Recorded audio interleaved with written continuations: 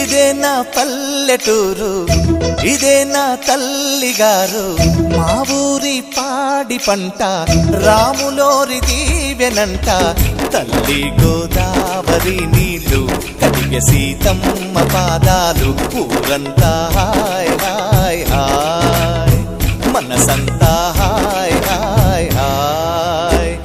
ఇదే నా పల్లెటూరు, ఇదే నా తల్లిగారు, మా ఊరి పాడి పంట రాములోరి దీవెనంట.